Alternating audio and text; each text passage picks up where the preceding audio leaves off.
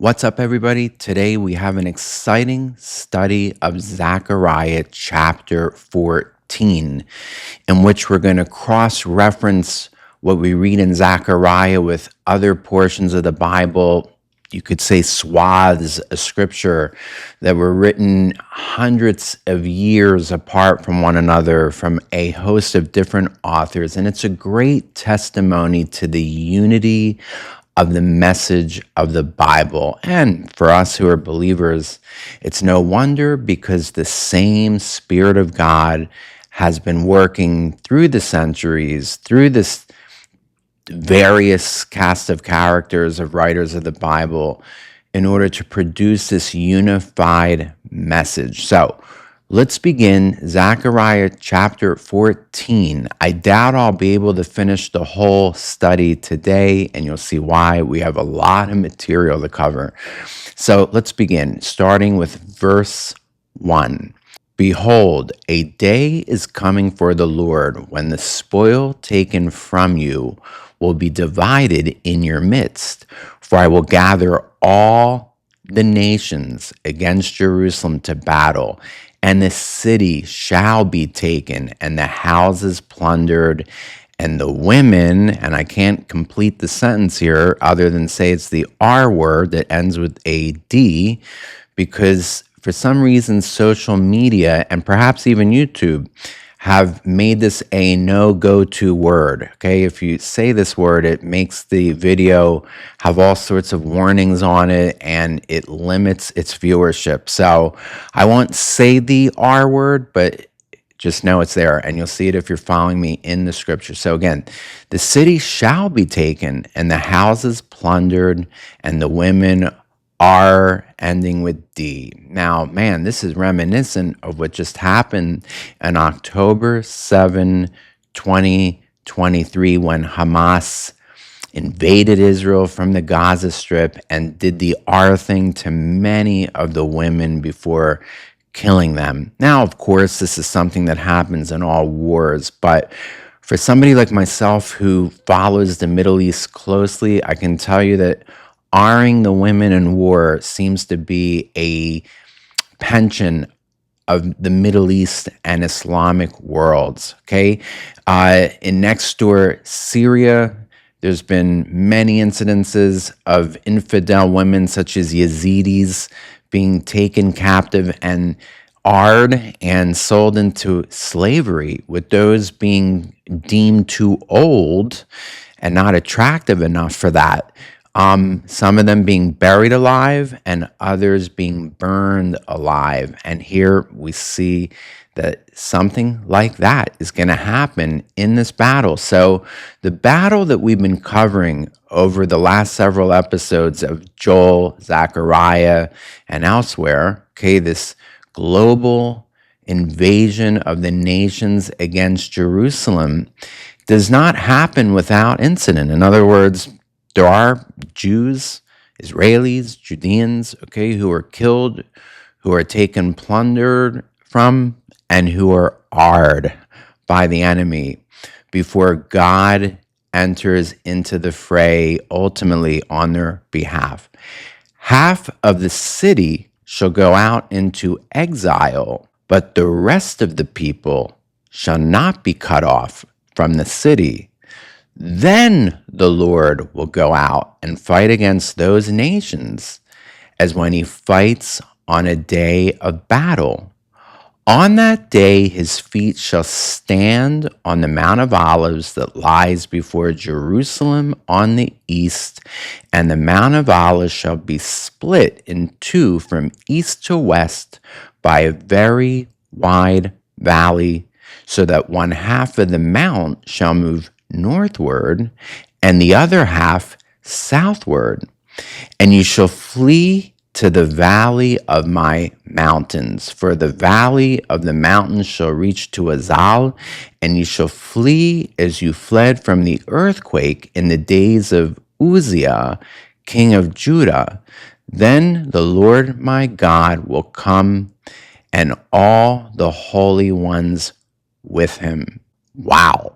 There's a ton to unpack in these few verses that we've read at the outset of Zechariah chapter 14. So, what's the main thing covered here? Well, to me, none other than the second coming of Jesus, and what is probably one of the most clearly presented and stated passages of the Hebrew Bible referring to that second coming. Now, let's cross reference that portion of what we just read with Acts chapter 1, starting with verse 6, when Jesus and some of his disciples assemble at the summit there on the top of the Mount of Olives, and he's taken from them. So, picking it up here in Acts chapter 1, verse 6. So, when they came together, they asked him, Lord, will you at this time restore the kingdom to Israel? And he said to them, it's not for you to know the times or seasons that the Father has fixed by his own authority. Wow, now that's important because that takes on the subject that I raised at the beginning of the last episode, this whole issue of church supersessionism and replacement theology. Now, keep in mind that Jesus' followers, his disciples, had been with him up until this point for 3 whole years. They lived with him. They slept nearby him in the wilderness. Remember, foxes have holes and birds have nests, but the Son of Man has no place to rest his head. Jesus and his disciples spent a lot of their time sleeping out there in the wilderness, what's often referred to as cowboy camping, okay, not even with tents. They ate with him.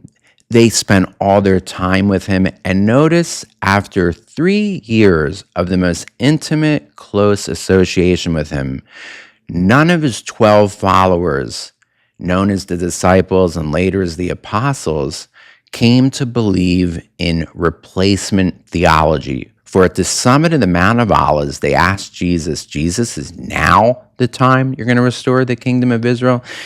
In asking this question, we see that at no time in their 3 years with him did they hear a single utterance from Jesus' mouth that intimated or stated outright that God is finished with the Jews and is replacing them with the church. For again, they ask him, Lord, is now the time you're going to restore the kingdom to Israel? And notice that Jesus' answer to that question is not one of mockery.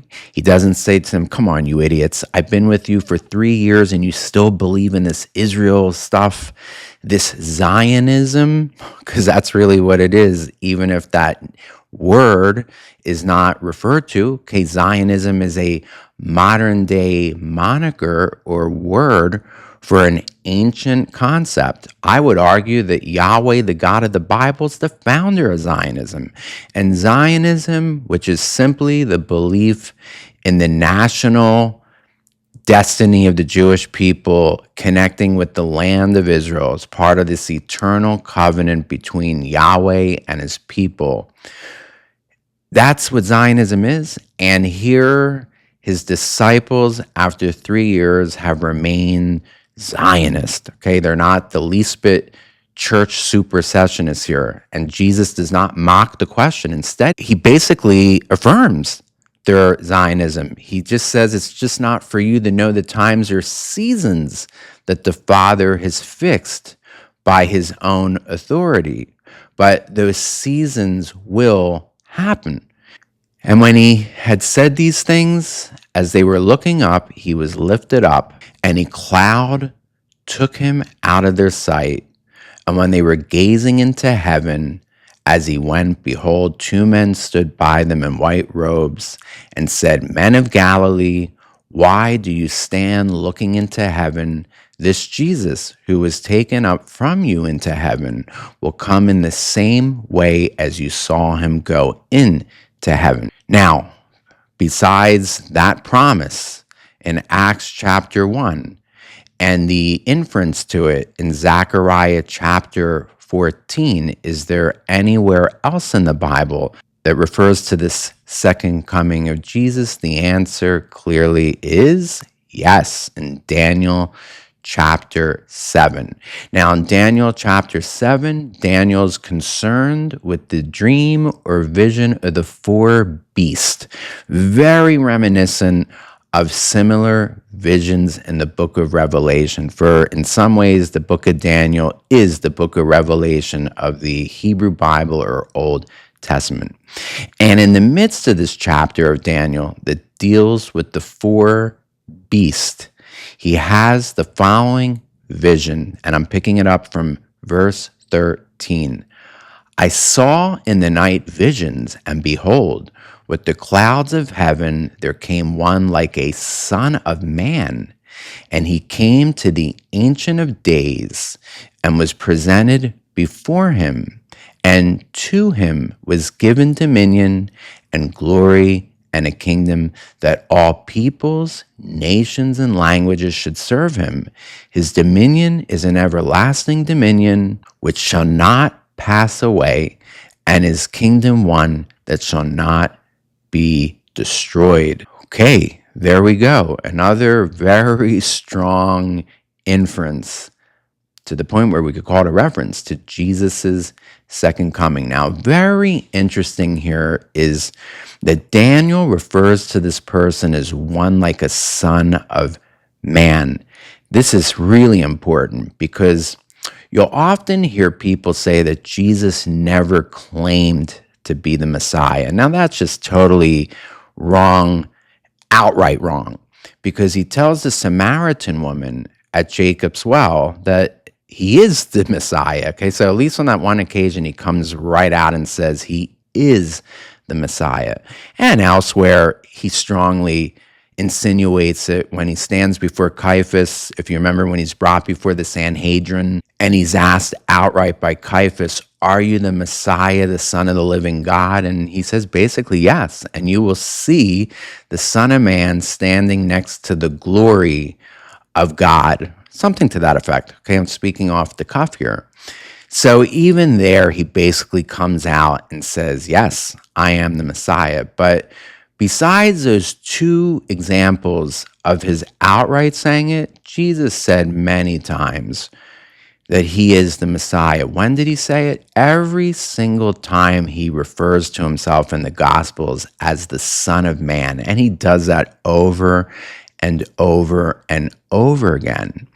And when he's referring to himself in the Gospels as the Son of Man, he's basically saying that he is that person of Daniel chapter 7, verses 13 and onward that we just read, that Son of Man coming in the clouds. For by Jesus' time in the first century, that whole moniker, Son of Man, had taken on a life of its own. For not only was it well known to be there in Daniel chapter 7, but by Jesus' day, there's another book that has taken on a tremendous amount of popularity. It was very well known in Jesus' day, and you've probably heard of it, known as the Book of Enoch. Now, the Book of Enoch did not make it into the Bible. It didn't make it into the canon. When I say the word canon, that's the academic way of saying the official Bible. Okay, it didn't make it into the canon, and for good reason. One reason is that the Book of Enoch takes a different view of the fall of man than the book of Genesis does. The book of Genesis blames man, or Adam and Eve, for the fall of humanity. Okay, the original sin is that of Adam and Eve. But the book of Enoch takes an alternative route and explains it as the sin of fallen angels and that class of beings that are known as the Watchers, okay? And according to the book of Enoch, these fallen angels and Watchers basically, for lack of a better word, copulated with female kind and produced, as you know, the giants of old, mentioned also in the book of Genesis. Now, what did these fallen angels do other than copulate with female kind and produce these demigods, if you will, or these giants? Is they also taught humanity something that's called alchemy, which the Book of Enoch treats as a kind of occult science. Okay, now I'm not a scientist, and I Googled what is alchemy, and it says that it's basically a kind of science related to metals. Okay, so there's nothing that I know of intuitively in modern times that would say that it's inherently evil, but the Book of Enoch treats alchemy as evil. And according to the Book of Enoch, it's these fallen angels that teach humanity these forbidden sciences and thus cause basically humanity to fall. So this is one of the main reasons why the Book of Enoch never made it into the canon. Now there's a second reason why the Book of Enoch didn't make it into the canon. Enoch belongs to a library of books that we refer to as pseudepigrapha. Pseudo, which is false, pigrapha, which is writing, and it's basically referring to a library of books from intertestamental times between the Old and New Testaments, which falsely attributed to people who lived in the past, such as Enoch, as being the authors of these books. In other words, did Enoch from the book of Genesis write the Book of Enoch? No, he didn't, which is why that is called pseudepigrapha. It's a book that falsely claims to have been written by a biblical figure. And that's a second reason, therefore, it was dismissed as not being inspired by God because it's falsely attributed to somebody who didn't write it. Okay, that's the second reason why Enoch was not accepted into the canon. And now there's a third reason why Enoch was not accepted into the canon, which is if you combine it with these succeeding Book of Enochs, for there were a few of them. There was the original first Enoch, there's a second Enoch, there's a third Enoch, okay, and maybe there's even more. And ultimately, they claim that Enoch is the Son of Man, okay, that he's this figure, and he obviously is not.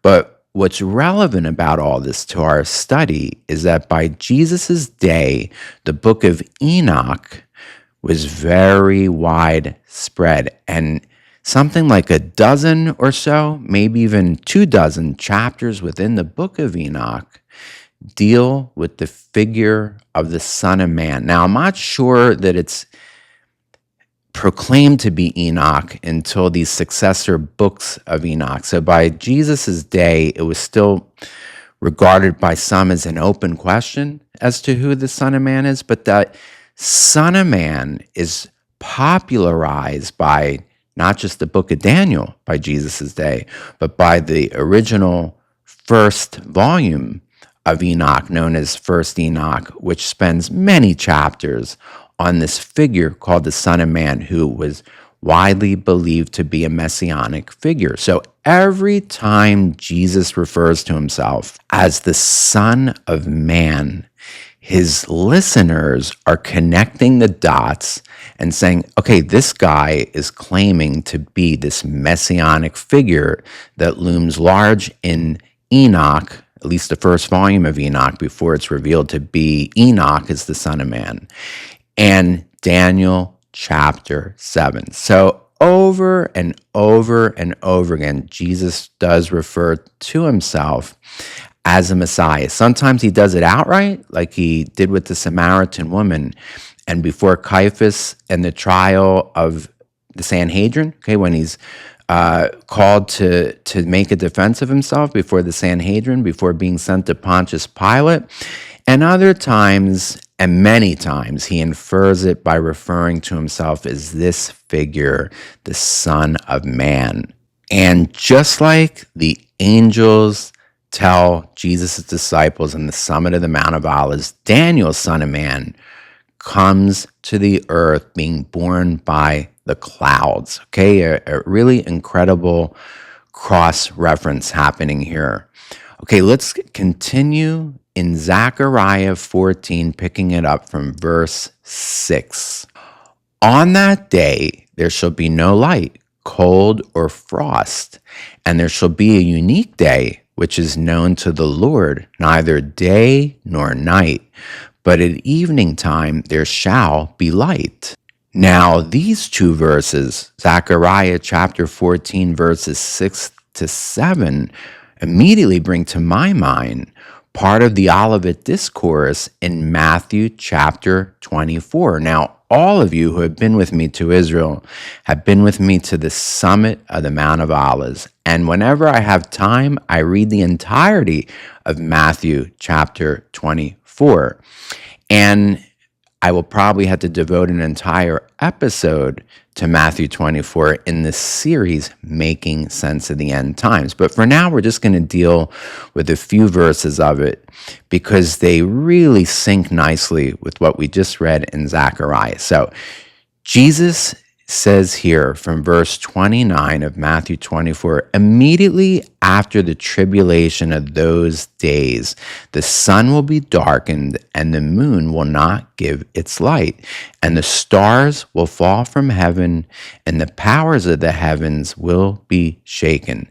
Then will appear in heaven the sign of the Son of Man, and then all the tribes of the earth will mourn, and they will see the Son of Man coming on the clouds of heaven with power and great glory, and he will send out his angels with a loud trumpet call, and they will gather his elect from the four winds, from one end of heaven to the other.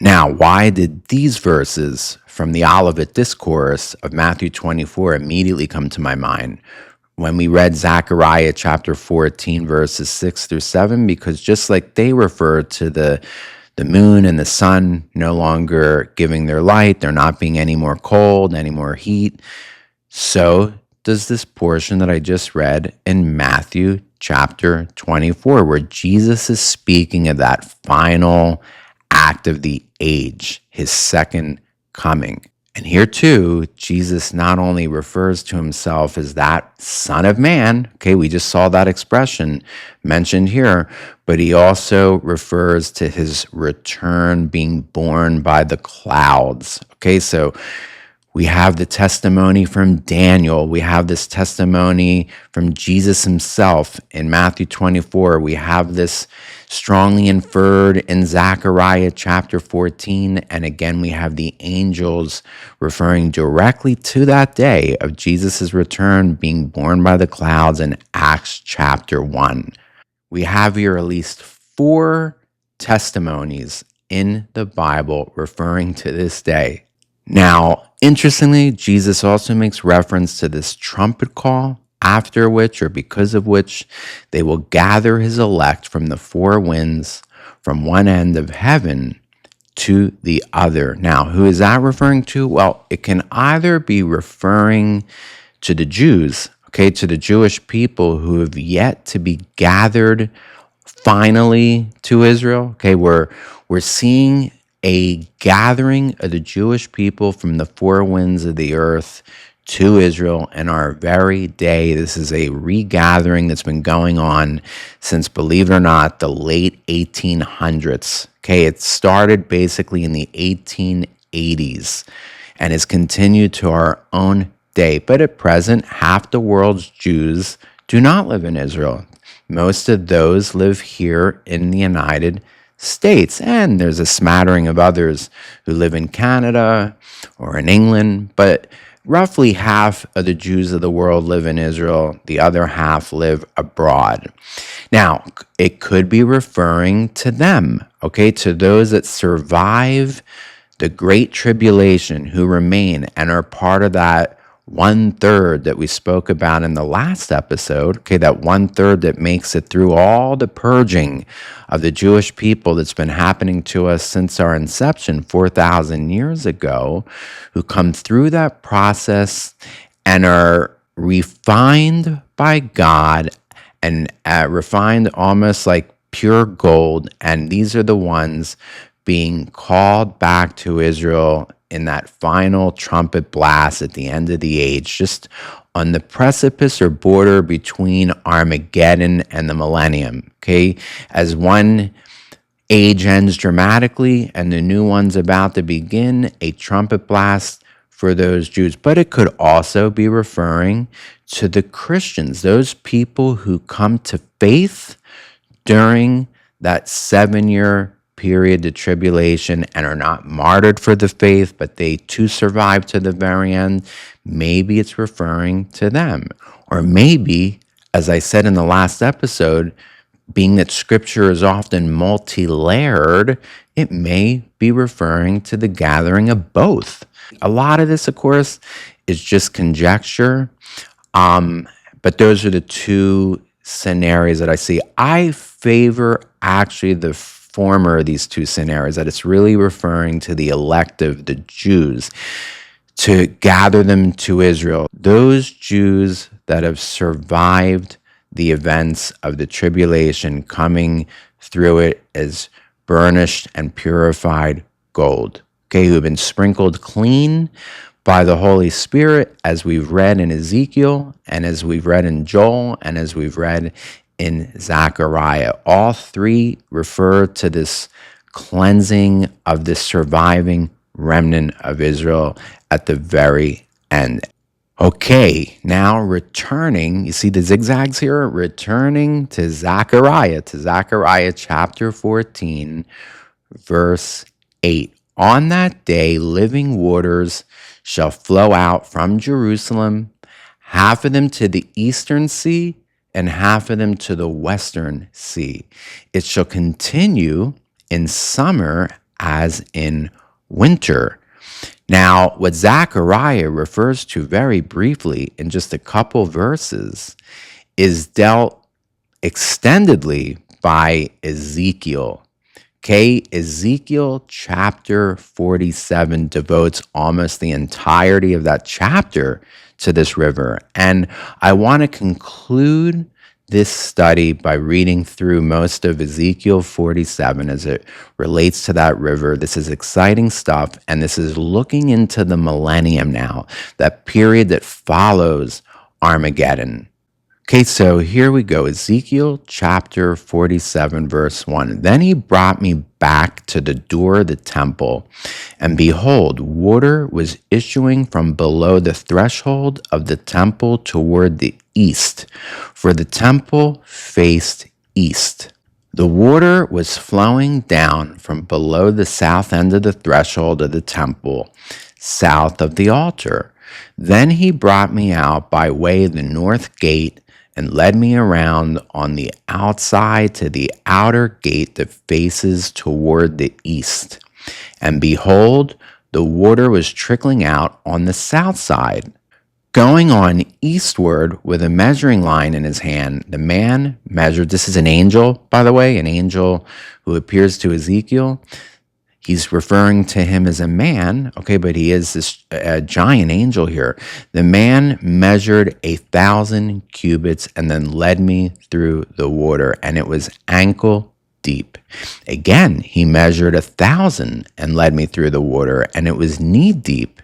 Again, he measured 1,000 and led me through the water, and it was waist deep.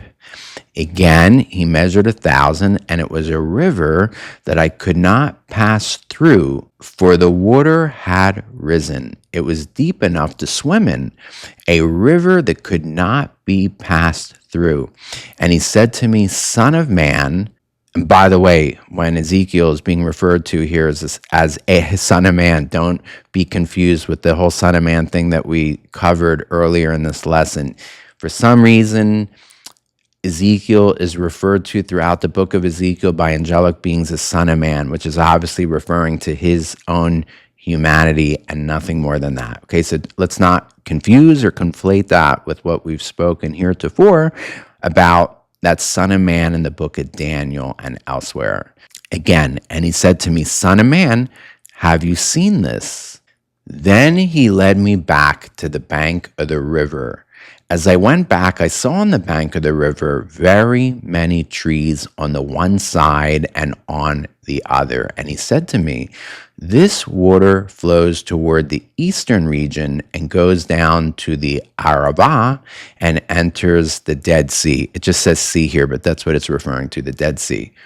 When the water flows into the Dead Sea, the water will become fresh. And wherever the river goes, every living creature that swarms will live, and there will be very many fish. For this water goes there, that the waters of the sea may become fresh.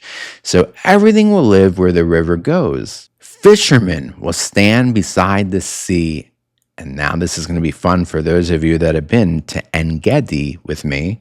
Fishermen will stand beside the sea from En Gedi to Eneglaim. It will be a place for the spreading of nets. Its fish will be of very many kinds, like the fish of the Great Sea, which is the Bible's way of referring to the Mediterranean Sea. Now, this is amazing, and I can't let this part pass without some commentary, especially for those of you who have been to Israel. When we go to Masada, at the very top of Masada, as we're touring the site, I digress for a few moments to have you look towards the Dead Sea, not too far away, just below and beyond Masada, to what is a division today in the Dead Sea between the much larger northern Dead Sea and the much smaller southern portion of the Dead Sea, where all the hotels are located today at a resort area called En Bokek. And this is important. In other words, today, the Dead Sea is divided into two distinct portions. There's a dry land or dry corridor that separates that lake into two. And this is because of a process of evaporation that's happened over the last 50 or 60 years. The problem is the Jordan River, which is one of the two main sources of the water of the Dead Sea, only flows at 1/10 of its former volume, let's say preceding the birth of the nations of Jordan and Israel, which today take much of that water for agriculture, so that only 1/10 of the Jordan River flows into the Dead Sea. And for that reason, the Dead Sea evaporates at a faster rate than it can be recharged by the Jordan River. So each year, the Dead Sea recedes by something like 12 feet. And guys, that's a lot. That is so much that some people have said that the Dead Sea is in danger of totally disappearing. And I've heard people say anywhere between 1 and 200 years. Okay, so that alone tells you how close we are to the end, because the Dead Sea does continue to exist. It still exists when all this happens according to the Bible. But the reason why I'm mentioning all this is because of this evaporation that's taken place to the tune of recession of 12 feet a year for the past several decades. The Dead Sea is divided into two distinct lakes with a dry section or dry causeway, if you will, between these two distinct portions. The northern portion between En Gedi and Jericho, and the southern portion basically starting just to the south of Masada and continuing to the resort area of En Bokek, that southern area being mined for minerals such as potash and salt and other minerals for Israel's cosmetic industry. Okay, for those of you that are familiar with the Dead Sea based cosmetics from Israel, such as Ahava, which you can buy in department stores here in the United States, okay, while that northern part is basically left alone. And what we're reading here in Ezekiel chapter 47 is that that northern part that basically exists from En Gedi to Jericho will become revitalized, and for maybe the first time in its history, become a living body of water, no longer the Dead Sea, while the southern marshy area of today's resort En Bokek will remain a salty, swampy area. And hopefully we'll have something left over for that cosmetics industry should it continue into the millennium. Who knows what will continue into the millennium.